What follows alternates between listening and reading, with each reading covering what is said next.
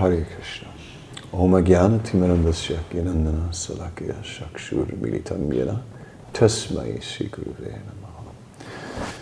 So, I have the good fortune that a sadhu has come to visit me.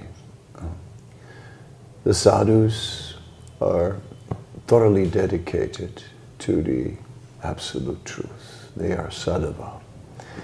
And the absolute truth based on Srimad Bhagavatam, which is the principal literature of Sri Chaitanya Mahaprabhu's movement.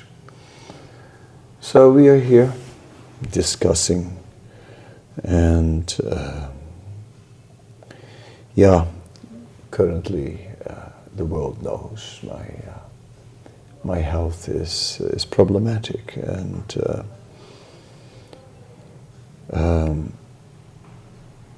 the symptoms are also progressing naturally.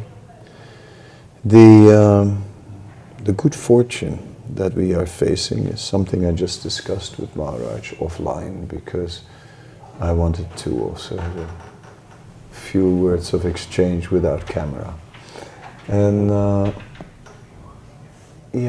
one of the things we discussed was that because as a Vaishnava we live a sinless life, therefore there is nothing to fear, there's nothing to hide.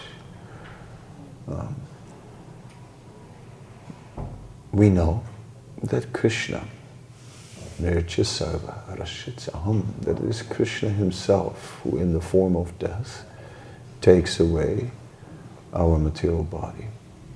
And therefore, ultimately, we understand we're facing Krishna. So what is more auspicious than that? Kind and merciful Krishna, who is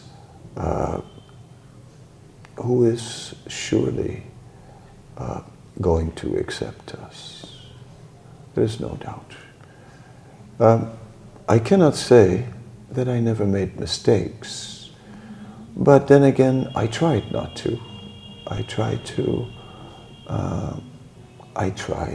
to sincerely serve and to follow spiritual standards. So whatever mistakes may have been there, I pray to be forgiven. First of all, by all the Vaishnavas. If somehow or other in my dealings with you I have made any mistakes, then please forgive me. I did it unintentionally. And due to lack of maturity and experience.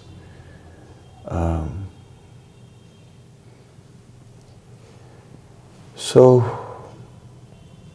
Bhakti Vikas Maharaj is an intimate servant of Srila Prabhupada, who is very sincerely trying to represent his divine grace and the entire parampara.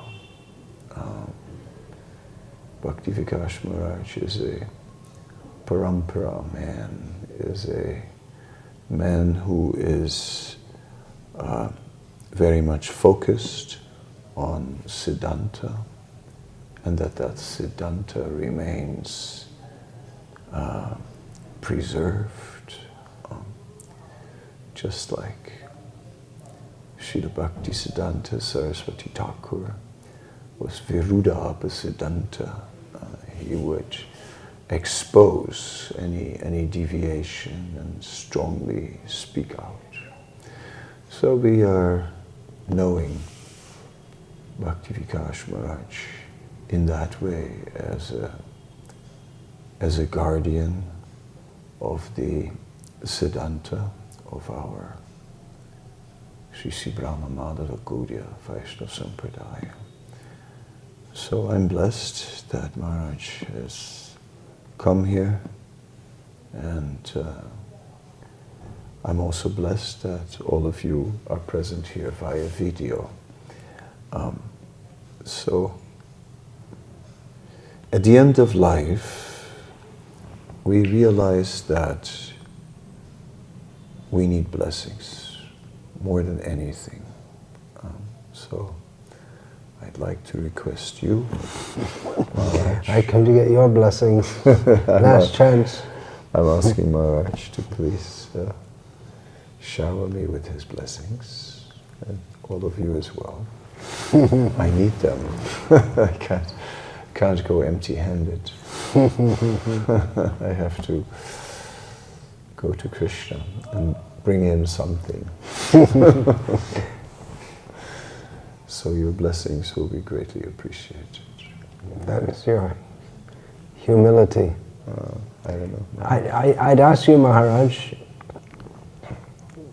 about your realization, and you just spoke a little bit about that, because it's presumed that someone who throughout their life has been cultivating Krishna consciousness both philosophically and by serious practice is expected to get so many realizations throughout life, but now as death of this body is facing you, it's expected that those realizations will become very solid. And you said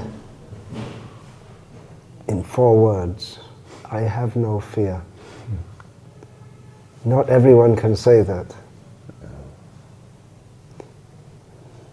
Yeah. But it's truly, I think everyone can come to that point of saying that if we try and dedicate our life to the teachings of Srila Prabhupada sincerely, because then in the end we have a beautiful life. In the end we have a life which is free from all unwanted activity. All unwanted sinful reactions are gone. So this is our good fortune. Prabhupada has truly created our good fortune. As he said.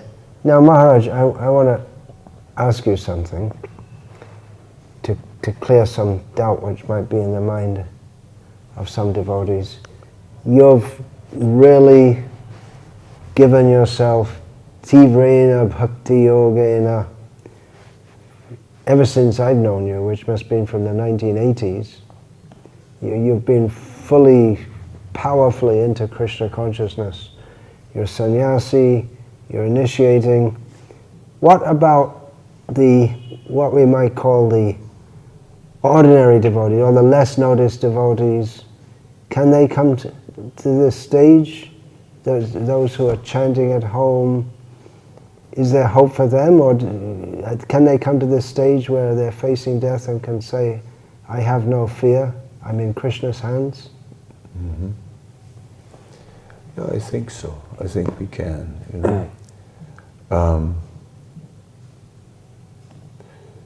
As Maharaj was mentioning Tivrena Bhakti Yogena, the opening words of that verse, Akama Sarvakama Va, right? Whether we have material desires or not, right, we can take to Tivra Bhakti, to undiluted devotional service, we can engage in pure devotional service. That is the process of pure devotional service. We may not be able to just immediately realize Suddha Bhakti in our heart. That's fine. We can ignore these material desires, to not act upon them. We can be honorable grihastas, and no sexual activities beyond once a month maximum after duly engaging in Garbhadana Sanskar. Dharma Viruddha Bhuttesu Kamasmi Bharadasava.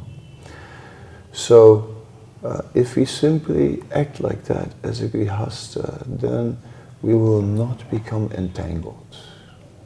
And we can live an honest life in service. Even when we are working in a job and maintaining a family, we can maintain a Krishna conscious household. And that is pure. That is pure. So being a sannyasi is one thing.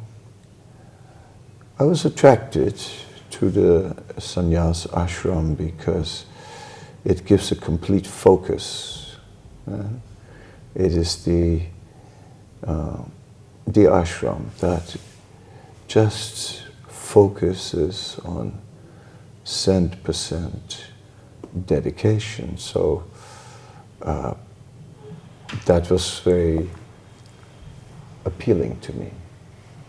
But at the same time, the other ashrams are requiring that sometimes we make adjustments for material reasons, and that we have to invest time and energy in based on material obligations. That's fine. But within that Grihastha ashram, no sinful activity, and we just engage in devotional service. And engage our family in devotional service. And yedina griyate bhajana deki, griyate kolokabaya. Then the entire energy of the spiritual world can descend into our home, into our hearts, and we can be eligible to go back to Godhead. And same result, we can turn to Krishna without anxiety. Face death without anxiety.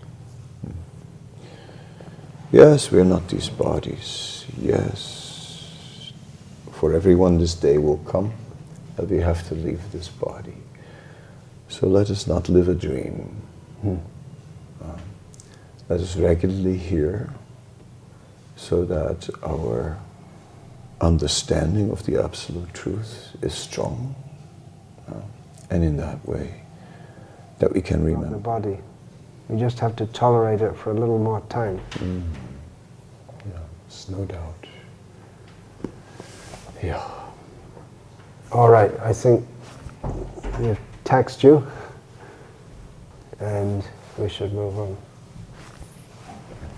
Thank you very much. Hare Krishna. Thank you. One thing, when you get more incapacitated, your lotus feet will be more easily available. When you can't prevent people coming. It's a trick of Krishna. I see. Then you just have to. Then you just give out mercy unrestrictedly. There's the flow, the flow. As you get closer to the death of the body, the flow of mercy will increase and increase and increase, and you just automatically. You've been doing that for years, but it'll just be obvious to all. It'll be a massive flow of mercy, which everyone can take advantage of. Hare Krishna! All glories to His Divine Grace, Srila Prabhupada. Kadamba Kanan Maharaj ki jai. Hare Krishna. Bhakti Vikas Maharaj ki jai. All